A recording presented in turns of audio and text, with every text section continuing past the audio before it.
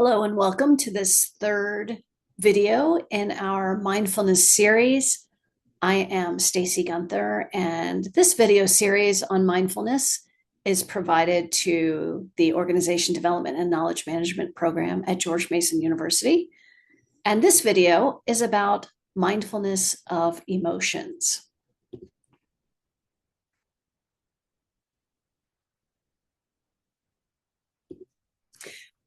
We in the Western culture are not crazy about spending a lot of time in our emotional lives. We generally avoid emotional experiences, emotional topics, particularly in the workplace. Um, but emotions are such a big part of human life. We really do need to attend to our emotional lives, feeling our feelings, as they say, and noticing what is emerging for us in different situations. So, if you have been engaging in this video series, perhaps you are also engaging in mindfulness practice. And this is what we know about practice over time is that the more we meditate, the more we practice, the more mindful we become in real life. So, outside of our time on the cushion, as we say in the mindfulness world. In the previous video, I talked about creating a pause between stimulus and response, and you can see this Viktor Frankl quote. And that is really a major benefit of mindfulness practice. And we see this fairly early as practitioners are beginning to practice, noticing that they have a choice in how they react. Instead of habitually responding and having knee-jerk reactions, there's actually a space that emerges that allows us to do some wise responding, allowing us to respond indeed instead of reacting. Um, uh, if we are approached and someone yells at us, for example, as I've used as an example in previous videos, this pause can help us to perhaps not get in a fight with someone. It can allow us to say something else that may calm the situation, may allow us to not take it personally, to understand that perhaps that person who's approaching us and yelling at us is just having a really bad day, or something is going on in their lives where they need support and understanding, instead of us making it about us and taking it very personally and reacting strongly. There is a choice we can make in how we respond, which, as OD practitioners, that can be particularly helpful to have that space to decide how we want to respond in a heated situation with clients or when we're working with groups that may not get along. It's thought that our brains, our ancient brain, the brain that has been with us, the part of the brain, the limbic system that has been with us the longest, is actually something that has kept us alive. Most likely, our caveman ancestors were very good at responding with the stress response. Because a negativity bias is really about us scanning for threat. We walk in a room, we look around, we scan for threat. Where's the problem? Our caveman ancestors did this, but it was a little different. They came out of the cave, they looked around to see if that saber-toothed tiger was there going to pounce on us and eat us for dinner that day. So having that response, scanning for threat, being aware of what's going on around us actually has helped us many generations later to be here. But we really don't need the stress response in that way as we did as our caveman ancestors needed it. So do we need to walk in every room and scan for threat and brace ourselves and wonder what's going to happen and where the threat is, where the difficulty is, who is going to be coming after us? I would say no. What we face now is much more psychological stress. So the threat is different and something that can be mitigated much more effectively than a threat to our livelihood. And a lot of the psychological stress has to do with emotions and how we manage emotions. Now, as I said earlier, quite often we avoid emotions, we avoid emotional interactions. How many times have we heard that emotions are not appropriate for work? I disagree with that greatly, but that's something that is in our society and in our culture. And so something we need to be aware of. So, how do we work with those emotions instead of having aversion to them? How do we feel what we need to feel while also not getting so encumbered by emotions that they take us down? So, we're really talking about a middle path where we feel what we need to feel, and then we allow the emotion to just ride through us like a rainstorm that it moves through. I believe research says in as little as 90 seconds, we can experience emotion and let it go if we let it go. Oftentimes we don't, however. So, in order for us to become aware of emotions, we really have to be open to them, to feel them, to notice when they come up, not to ignore them or suppress them or repress them or talk ourselves out of it.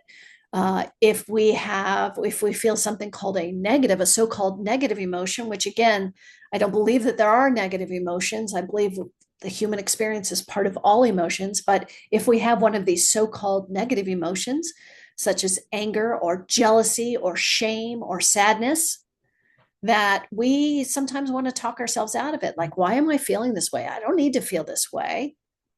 We feel how we feel. We often can't talk ourselves out of it. So to feel what we feel is okay and normal and human, and allowing ourselves to have those experiences, to feel those feelings, is part of moving through life. However, a lot of us try instead to numb our emotions so we don't have to feel anything. We do this through a number of ways. We do it through social media. We do it through just scrolling on our devices. That is pervasive in this current moment. We also do it by eating, by drinking, taking drugs, watching TV, et cetera, et cetera. Any escapist activity is a means of avoiding how we're feeling. So I encourage you to pause this video here, to find this YouTube on numbing, and just see how you react to that. There's a number of practices that we can engage in order to cultivate an emotional life and cultivate an awareness of our emotional lives. One is an emotion scan meditation, where, very similar to the body scan, we scan our emotional bodies for emotions that are present. We name those emotions, we say yes to them, we allow them to be there, we feel them as necessary, and then we let them go. So that's an emotion scan. Another meditation for dealing with particularly difficult emotions or difficult situations is called RAIN. And RAIN actually stands for a 4-stage process of a meditation. It begins with recognition, recognizing the situation at hand through mindful awareness, and then moving into an acceptance of the situation being present, that we don't have to like the situation, but we do have to accept that it is what it is. And then we move into an I, investigation, where we explore our emotions, our body sensations, if this is something where we've experienced before, and just become aware of what's going on for us. It's a bit of a reflective practice, if you will. And then we move into the N. The N is actually for nurture. This is a meditation that's been changed many times. So the N is actually now for nurture. It is really about soothing ourselves after we've had this experience of becoming aware of how a situation is affecting us, investigating it, and then allowing it to just gently float away. Both the emotion scan and RAIN meditations, there are guided practices provided in the ODKM YouTube channel for mindfulness that you are welcome to try out on your own. A third practice that I really like, that I mentioned previously, in video number 2, and that's the self-compassion practice. This is also another way to deal with difficult emotions by remembering and going through the process of self-soothing. We forget how to do that as adults, but it's very important. And so you can learn a lot more about this at the self-compassion website, which is self-compassion.org. On that website, you will find information, videos, a self-assessment, and guided practices. I highly recommend the 5-minute self-compassion break. Very powerful practice. So as you're building your practices out, I hope you are taking time over a series of weeks to try these different practices. I would encourage you to work in the emotion scan meditation. Try it a couple of times, and then just take a step back. At this point, ideally, you will have tried breath attention, sound attention, body scan, body sensation, walking, and now emotion scan. So that's a lot of different types of meditation. More often than not, most people find one of these practices most resonant, and they make that their core practice that they're doing every day. Now, do you have to do it forever and ever until the end of time? No, but maybe for the next 3 months or so, do this practice every day, gradually working up from, say, 5 minutes up to about 20 minutes. Maybe working in some self-compassion practice on a regular basis as well, in addition. And when you have really a difficult day or a difficult situation, I highly encourage you to do the RAIN practice to work through that situation. Now, I think in the first video, I mentioned that primarily we did mindfulness practice through meditation, but there are actually other ways to practice mindfulness. So here are a couple of ideas. And here's the idea. You can actually do anything mindfully. You can brush your teeth mindfully. You can take a mindful shower. You can cook mindfully. You can walk your dog mindfully. Anything that you do during the day and you do it regularly is something that you can turn into a mindfulness practice. So here's some examples. You're in a meeting and you just take a moment to connect with your breath. You're driving. You take a moment to connect with your breath. You're working. You take a moment to connect with your breath. Easy, right? You can set up reminders. I think there's actually apps you can use that set up reminders that alarm bell will go off randomly various times throughout the day where you can just take a minute to do mindful breathing. Highly encourage that. Mindful walking can be done anytime, any place. I mean, if you walk, for example, to the metro, if you ride the metro, oh my gosh, these are great times to have mindfulness, to be fully present. Mindful walking outside of a walking meditation. So mindful walking involves not talking on the phone, not texting or reading email. More than likely, if you walk a dog, that's harder to do mindfully.